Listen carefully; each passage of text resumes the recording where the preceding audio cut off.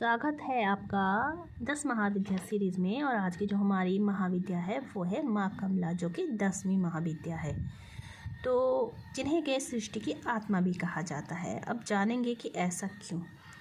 आज हम बात करेंगे 10वीं महाविद्या के बारे में, जिन्हें हम देवी कमला के नाम से भी जानते हैं। वैसे इनके और भी कई नाम हैं जिन्हें हम आगे जानेंगे। तो कमल एक ऐसा फूल है जो देवताओं के चरणों में नहीं बल्कि हाथों में दिखता है अक्सर। हमारा जो चक्र है, हमारा जो सहस्त्रार चक्र है, जो कि बॉडी से 2 इंच ऊपर होता है, उसकी आकृति भी कमल के समान ही है। यानी उसकी जो बनावट होती है वो कमल की पंखुड़ियों की तरह ही होती है। कमल अपने में हर प्रकार से बहुत ही महत्वपूर्ण फूल होता है, क्योंकि शुरू से ही देवों से जुड़ा है। देखिए, जब श्री हरि अवतार लेते हैं और उनके नाभि से भी कमल ही निकलता है। कमल पर ब्रह्मा जी विराजते हैं, कमल पर माँ सरस्वती विराजती है, कमल पर माँ लक्ष्मी विराजती है। तो कमल एक जीवन प्रदाता भी माना गया। यानी कमल के अंदर इतनी शक्ति होती है कि जीव को जन्म दे सकता है। जीव से मेरा अर्थ यहाँ ह्यूमन बॉडी से नहीं है, तो इसको हम आगे समझेंगे।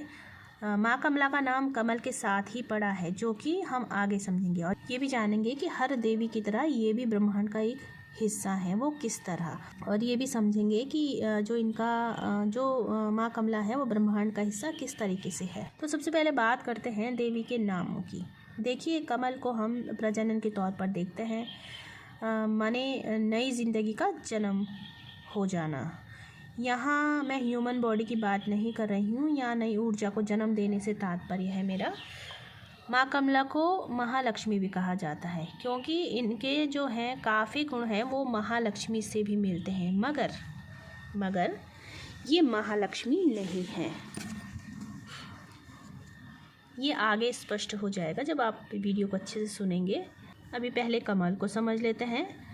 कमल की जो उत्पत्ति है वो पानी या फिर कीचड़ पर होती है, और ये एक ऐसा पौधा है जिसका तना पानी के नीचे रहता है और बहुत ही सॉफ्ट होता है, इतना लचीला कि पानी जिस तरफ बहता है ये उसी तरफ स्वयं को मोड़ लेता है, लेकिन टूटता बिल्कुल भी नहीं है। अब देवी के नाम पर भी थोड़ा चर्चा कर लें तो माँ कमला का नाम कमलात्मिका भी है, यानी कि कमल को धारण करने वाली। देवी कमला धन की देवी भी मानी जाती है, इसलिए इन्हें महालक्ष्मी के साथ भी जोड़ा जाता है। जो महालक्ष्मी है उनके अर्धांग जो हैं वो है महाविष्णु, विष्णु नहीं महाविष्णु। और लक्ष्मी के जो अर्धांग है वो है विष्णु। और जो योग माया है वो देवी कमला की ही ऊर्जा है, और जो योग माया है वो श्री हरि की बहन है। यानी कि आपने ये कथा सुनी होगी, जिस समय श्री कृष्ण का जन्म होता है तो उनके जन्म से पहले एक कन्या जन्म लेती है, जो कि होती है योग माया। तो ये वही योग माया होती है जो कि कृष्ण की बहन है, यानी श्री हरि की बहन है।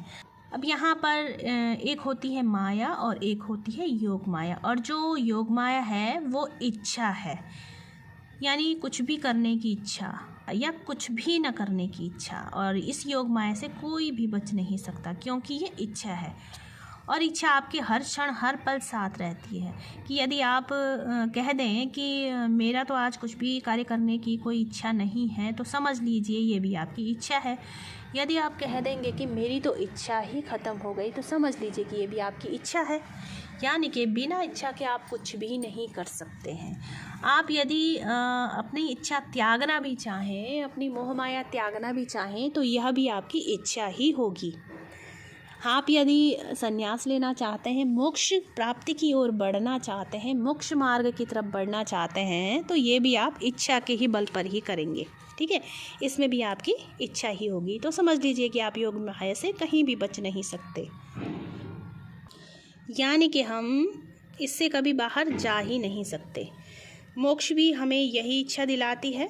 ठीक है, कमलात्मिका जो है वो है धरती का तत्व, क्योंकि ये स्थिर है। देवी कमलात्मिका का आना और जाना बहुत ही सरल होता है, यानी कि क्षणिक होता है। मतलब ये सरलता से आ भी जाती है और सरलता से चली भी जाती है। जैसे कि लक्ष्मी चंचला होती है, लक्ष्मी का पता नहीं चलता कब आई और कब गई। इन्हें स्थिर रखना बहुत कठिन होता है। उसी प्रकार से जो कमलात्मिका है उन्हें भी स्थिर रखना बहुत ही कठिन होता है। तो इन्हें मनाना तो बहुत आसान है, लेकिन मनाकर इन्हें स्थिर रखना कठिन हो जाता है। वामा मार्ग में हम देवी को विलासिता से भी जोड़ते हैं, यानी ये भौतिक संसाधनों को देने वाली शक्ति भी है।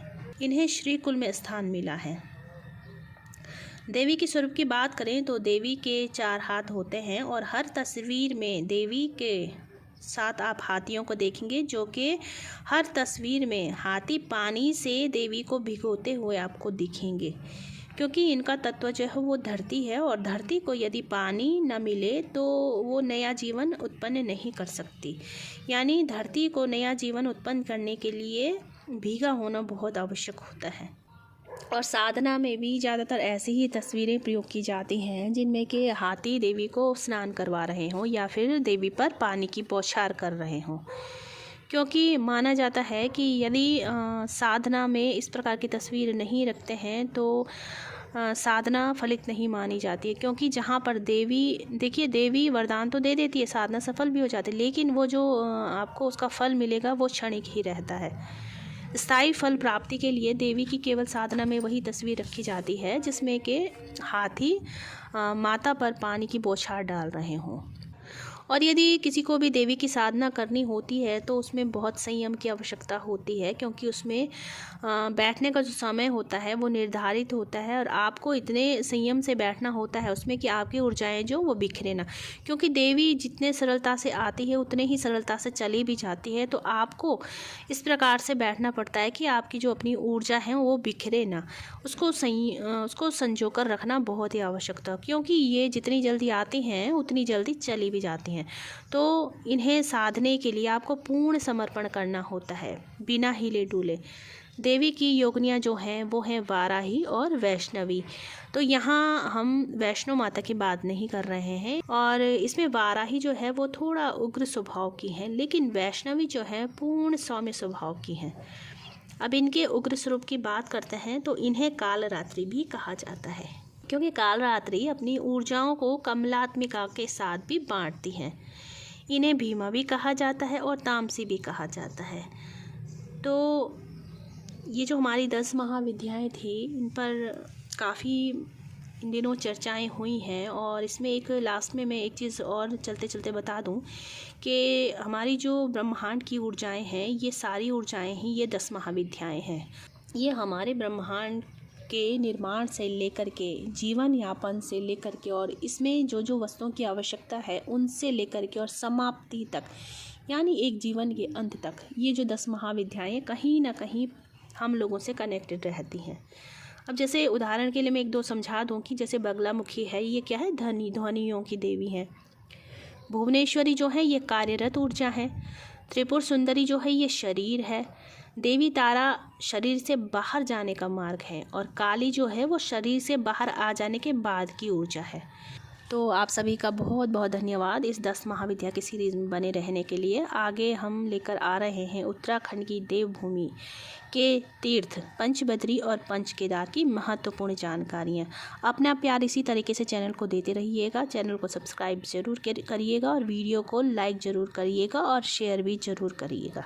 तो माँ भगवती की कृपा आप सभी पर बनी रहे, माँ का आशीर्वाद आप सबके साथ बना रहे। जय माता दी, हर हर महादेव, जय माँ काली।